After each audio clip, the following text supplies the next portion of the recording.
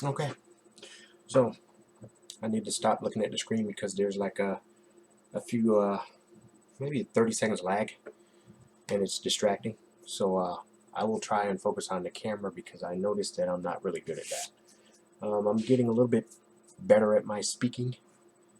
I'm trying not to say so much, but look what I have. Let me move out of the way here. This is my Sig Sauer SP2022. I'm carrying it in an alien gear holster. Cloak Tuck 3. And it carries rather well. It is I can feel the heft. It's definitely a difference between this and this. So this is a subcompact. This is a subcompact, but it's on the very high end. It's probably on the border between compact and full size. So this one is loaded, so I'm going to keep it holstered. You guys have seen this before. I have a lot of videos on this particular gun. It's the P11. It is the non-decocker version. It's the version that they were selling before they started adding decockers, right? So this one is not loaded, and there it is. So I ordered a new shell, the outer side of the holster, and it was maybe 13 bucks. I didn't trade one in. You know, I have a bunch of them, but I want to keep them. So I just swapped out the I think I used the compact backing. I just grabbed a P320 compact holster that I have and removed the shell and put the shell for the SP2022 on there. It, of course, it fit. Now, you know that those holsters are pretty modular. So this does carry well. The only thing I haven't done, I've carried it around the house all night long with the magazine. The magazine is empty.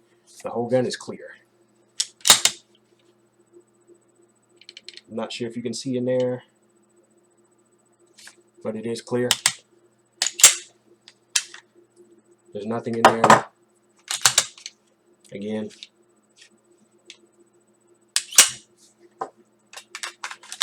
So the idea was to get flush floor plates for the magazine. I ordered a set of 4 for, I believe they were like $45.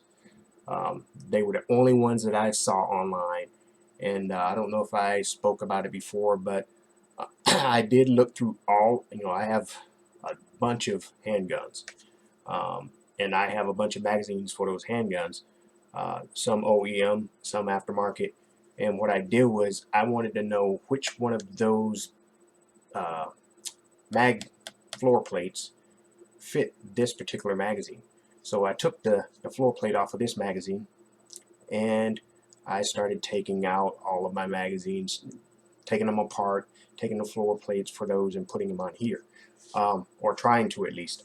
But out of all of those guns and magazines, I was only able to find 2 of them that actually fit this particular magazine. Which ones were they? The Ruger SR9. And it really doesn't matter about you know, if it's a compact or full size. They're both of those models use the same floor plate.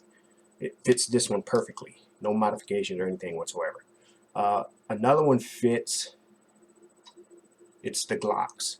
I have a Glock 19 and a Glock 22. Both of those fit on the bottom of this. The only thing is, let me show you here. So if you look here, the little divot, the little hole there, that's actually in the center. For Glocks, it's not in the center. So I could have found Glock floor plates, but I would have had to drill another hole in them in the center. Not a huge deal. I would have preferred not to have to drill. Even though the Glock floor plates are more plentiful, they were still expensive. All of them are expensive, and these are pretty much OEM floor plates that I found as well. So I was going to get the Ruger ones, but the Ruger ones were very difficult to find. I couldn't find anyone that was selling them. I didn't see any for sale in the Ruger parts, I guess in the parts store online. So I was about to call them because I do believe that if you call and ask, they'll sell them to you individually. Um, I have no idea how much they cost. I never ended up calling because what I did was there's a site that I went to. I'm not sure where. I'm trying to pull up the name real quick.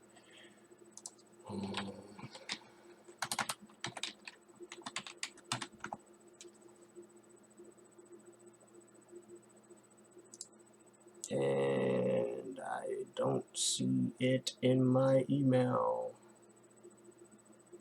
This is a pain in the ass. I thought I flagged it somewhere. It's not important. But they're actually flat. Now, if you saw the way I had this on, let me pull back up my dashboard there, how I was putting this in a holster. Let me see. Let me put it back in the holster. So, the biggest complaints that people have about the SP2022 is the pinky extension on the mag. So a lot of people swap that out for the flat floor plate, but I really don't think there's going to be any difference. I mean, the gun's big enough to where those micro inches aren't going to really matter. Seriously, they're not going to matter.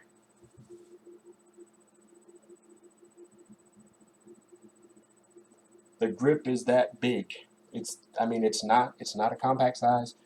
It is, but I really think it's more of a marketing thing. Um, if you don't like the length of the grip on this gun, you need to find a different gun. But I really think that this gun is pretty much equivalent to this one. The only difference is the size. They have a similar manual of arms. This one has a decocker, that one doesn't. They're both DASA guns. They're both polymer guns. This one is on the larger side and that one is not. I mean, they both have pinky extensions on the magazine floor plates as well. So it's easy for me to kind of to think about swapping over to this gun. Why? Why do I want to swap?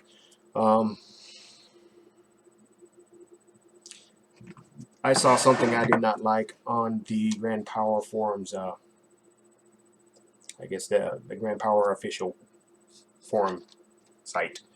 So I was doing some research and I wanted to know if Grand Power, if I went to the website or called them, would they sell me the decocker parts that they're putting in their new P11s and P1s and their whole line, so that I could install it. And I never got an answer. So I kept doing some research, and to be honest, their forum search engine is shit. So I had to actually use Google to kind of hunt and peck through their forum.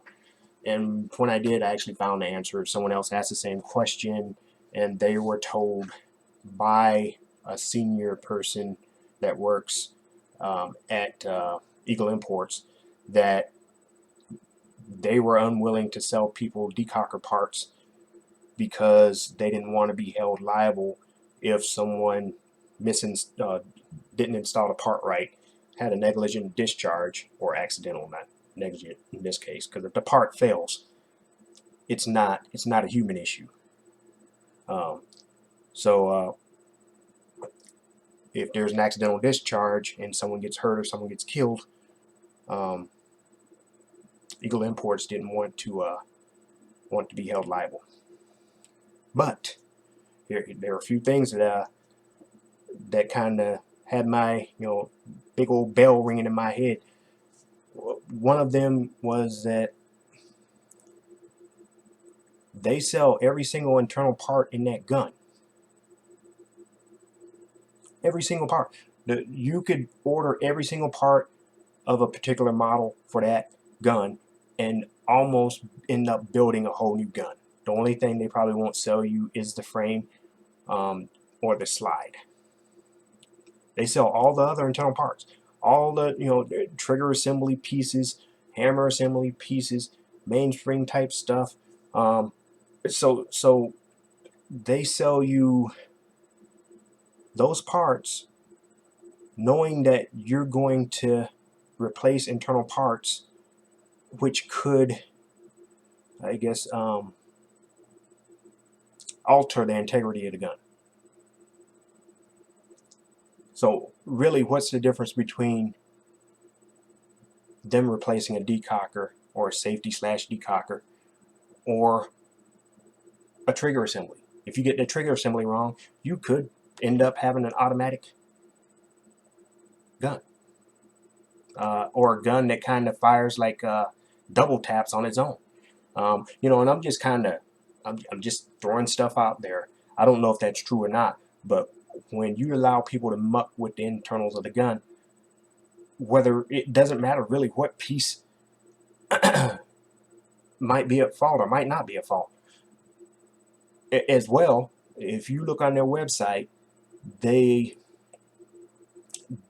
sell you safety levers and parts of the safety assembly, but they won't do it a decocker. I actually pulled up last night. I wanted to see what was sold as parts, and I saw a bunch of safety pieces. And I'm not talking internal safeties. I'm talking about safeties that are a part of this and that. Whatever is behind those pieces right there. So they'll sell you that, but they won't sell you a decocker. That doesn't make sense. As well, what gun manufacturer out there, what well-known brand doesn't allow you to purchase items such as decockers? I mean, I just ordered a Beretta, a PX4 Storm, and it's on the way. But what I wanted to do was I wanted to kind of replace the decocking levers, and they'll sell you the parts to make it a decocker only. I got the F type, which is not. I mean, it has a decocker. It has a decocker slash safety, but they'll sell you the parts that'll make it decocker only. It'll remove that safety part. They do it all the time. When you go to SIG's website and even third party, you can find trigger assemblies for Glocks as well. You can get decocker parts from CZ. So they all do it. No one wants a black box for a gun. And really, in my opinion, if you stick to OEM parts, there shouldn't be an issue. So in my opinion, Grand Power needs to either make it stupid simple for people to do, or don't sell the parts at all. And I'm not just talking the decocker. Not only don't sell the decocker, they're not doing it now, but you might as well not sell any of the damn parts if you're going to have that attitude. So really, I don't understand. I don't understand that's almost anti-gun like. It's protecting people from themselves so they don't make mistakes. Don't sell them the decocker so they won't make a mistake. I don't like that, and it really rubbed me wrong. You know, if you go, I've watched a lot of Grand Power videos from Grand Power, from uh, Eagle Imports, and from various other online firearms entities. Slovakia touts itself as being very free when it comes to firearms. And in some respects, they're probably more free than some of the states in America. But to have that attitude, I don't know. I don't know. It rubbed me wrong enough to where before I got the Beretta, I was thinking on getting the P1, the larger compact version of this, which would have greatly benefited me because this holster is a P1 holster. I have 3 P1 magazines that stick out to here. They're 15 rounds instead of 12 rounds, but I use them at the range. So I have a total of, I have the 2 that came with this gun, and I bought 3 extra from the P1 to use at the range. And I could have used those if I had gotten a P1. I could have used this for the P1. I mean, it was to the point where if I would have ordered the P1 and it would have came in today, I could have just put that thing in this holster, swapped out the 2 guns, and actually drove home from the gun store with this in my holster. I mean, with the P1 in that holster. So, and plus, I've been training with this gun for the last year and a half. This is the same gun as the P1. I wouldn't have had to relearn anything except for maybe gun grip, because since the gun has more room to work with. So I lost everything in switching, but in a sense I gained something. I gained a little bit of freedom because I don't like gun manufacturers telling me what I can and can't do. Yes, they make the product, but you piss me off, you're not getting my money. And if everyone had that attitude, I mean, if they kind of blasted that out, that they weren't going to sell the decocker because they were afraid of being liable, yeah, I think that could hurt their bottom line. So so I don't know. I mean, is this something? I mean, I'm passionate enough about it to where I didn't want to bite my tongue. So and I went to the forum yesterday to see if they responded to my questions and my comments. They haven't yet, and it's been posted for about a week and a half, 2 weeks. I guess they don't feel like answering it. I pretty much told them I think it's stupid to have a black box for a gun. To tell people that they don't want to sell you the part because they're afraid that you're going to install it wrong. And then what else? They also said that if you want a decocker, they pretty much just said spend the extra $500-600 so you can have a version that has a decocker. Why the fuck would I do that? Just sell me the damn part. Just sell me the $20 part. It can't be no more than 20 or 30 bucks. Just sell me the part, because I'd be damned if I'm gonna spend another $500 just so I could have that $20 part. It doesn't make sense. So when Beretta comes in, I have a holster shelf for that one too. And what I'm gonna do is I'm curious to how that's gonna carry as well. So I'm pretty much gonna have a bake-off between the SP22 and the PX4 Storm. I'm not gonna carry the Storm yet because I think I'm more familiar with this gun than the Storm at this point in time. So what I'm gonna do is before I do anything with the gun, I'm gonna wait until I can find the decocker, the stealth decocker levers, and the takedown lever. Well, not the takedown lever, the slide release. They have a kit, $75 for those parts. They'll let you swap them out because those decocker slash safety levers are a little bit jagged. I don't feel like messing with them, so I might not even take the gun to the range to shoot it until I get the replacement parts to swap those out, for the stealth parts. But it might be I might be in for a little bit of a wait because I can't find them anywhere online. Everywhere I went, sold out. So I put myself on the wait list at Beretta page, and hopefully soon I'll get a notice that they've restocked and I can go ahead and order those parts. And then I can have my little bake off. But for now, what I'll do is I'll begin to carry this since I don't have the Beretta yet. This is the perfect time for me to spend some time with this gun, get more familiar with it, and then when the Beretta comes in, I'll spend the same amount of time with that gun and make some comparisons, leave the comparisons on my blog, and also maybe do a video comparison of the two on this channel. So we shall see. We're about to have some fun.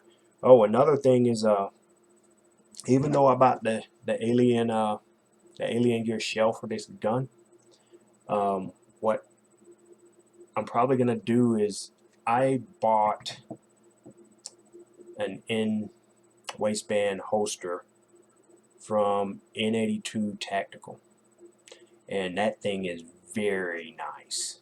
It's more comfortable than my alien gears. So I bought that for my Bursa, but I'm not about to carry that thing. I don't like the decocker on it. It's just it's ultra stiff, and my hands are probably too big because in order for me to use a decocker, I have to switch. I have to just rotate my hand from the normal gun holding position, which is ridiculous. So I don't want to have to train myself to use my offhand to decock or to pull the safety off. So what if I'm going to carry that gun, it's going to be in DA mode, and I'm going to have to manipulate. You can manipulate the hammer in DA mode, so that you can, like for this. Let me see here. It's not showing on this. Actually, it is. If you look here, the hammer is not resting on the firing pin. So there's a firing pin safety in this. The Bursa has it as well, but you deactivate it when you decock the gun and put it in DA mode. But it's as simple as pulling that hammer back just a tad, and you'll hear it go click, and you enable the firing pin block safety when you do that. It's a bit of a hassle doing that, but I really don't think. I mean, when I carried that gun around the house this weekend, just getting familiar with that holster, and it is nice, but I don't really foresee carrying that gun anytime soon. That I got that because I like the look of it, and after firing 120 rounds out of it, right now it's more of a range toy for me. My hands are very big on that gun. It's very hard for me to even place my finger properly on the trigger. So it's not something I'm really willing to spend a lot of training time with at this point in time. Mainly, my main focus is being familiar with the carry gun. If I'm not going to carry it, I'm not going to be spending a ton of time with it. It'll stay in the safe because I do love taking them out and cleaning them, dry firing them every once in a while, and occasionally taking them to the range. The last time I went to the range, I took some guns for my wife to shoot, and she was highly intrigued with some of them. So yeah, it's fun to have these things. I don't buy, when I buy guns, I don't plan on shooting 1,000 rounds out of each and every one of them. No, I don't have enough money for that. I don't have enough time for that. It would be nice maybe when I retire, maybe when I'm 70, 75 years old, maybe. But at this point in time, no. Um, I don't even have a rotation.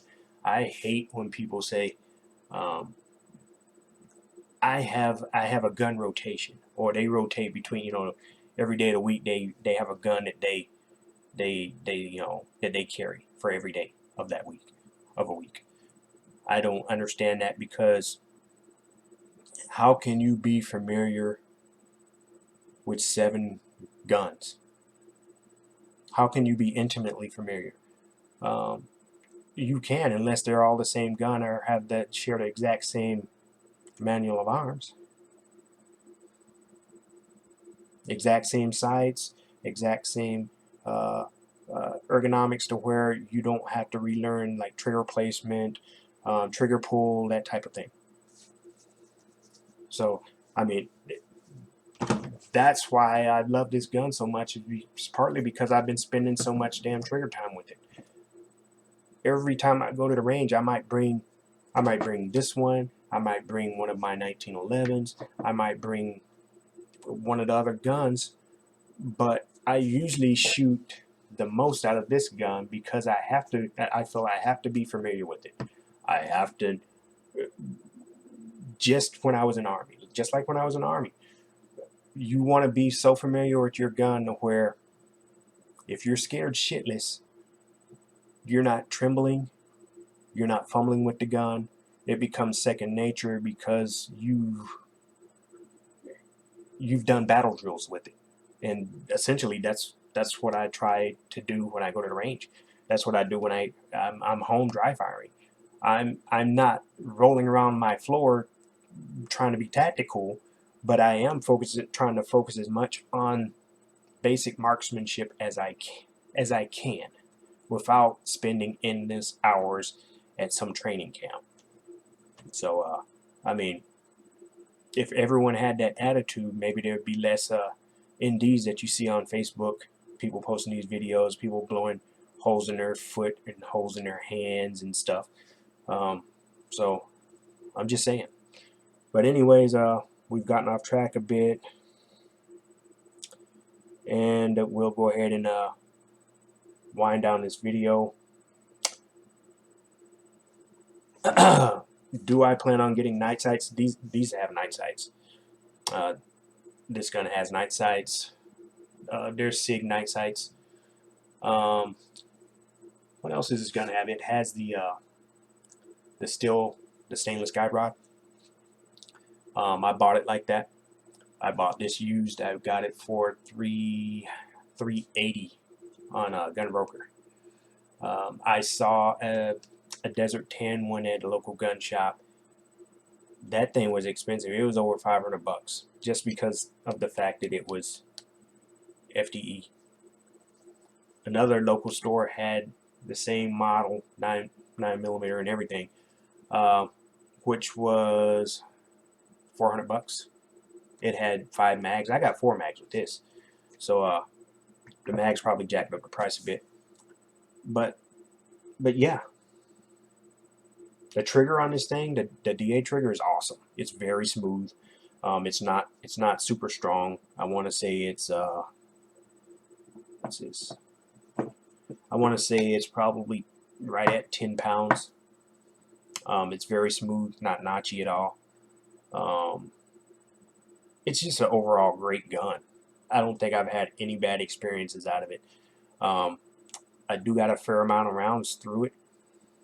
250 rounds. That might not seem like much to you guys, but remember, like I said, my carry guns get a majority of the priority. Before the Grand Power, I was carrying the XD9 Mod 2 and 9mm. I shot a fair amount out of that gun as well. That gun is a super shooter for its size. In some respects, it shoots just as well as the P11. For those people who laugh at the grip zone, it's marketing. They're not really telling you where to put your hand. I don't know why people always think that. It's marketing. It's trademark type stuff. when you see cars, remember back in the 90s where you saw every single car that was ever made had like double overhead cam acronym on the side or on the back of on the bumper somewhere? It's the same shit.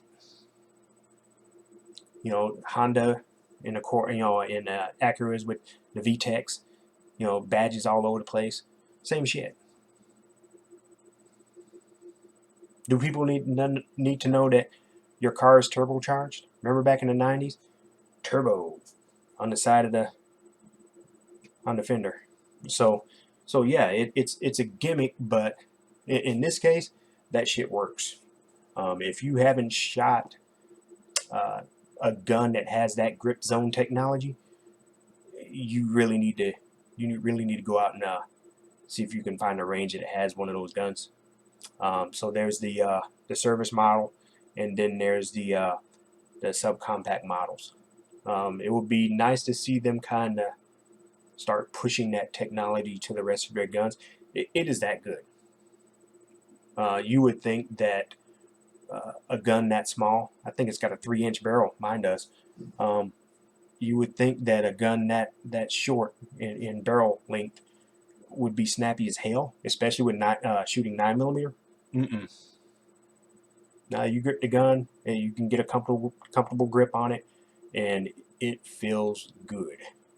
And it makes you shoot and feel like a rock star. That's a gun that I'll never get rid of.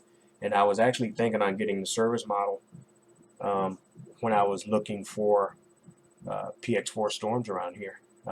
Was that Saturday? So yeah. So I said, well, we were going to wind this down. You can see I took a couple of more minutes here, and we're done. We're right at the 32-minute mark. All right, take care.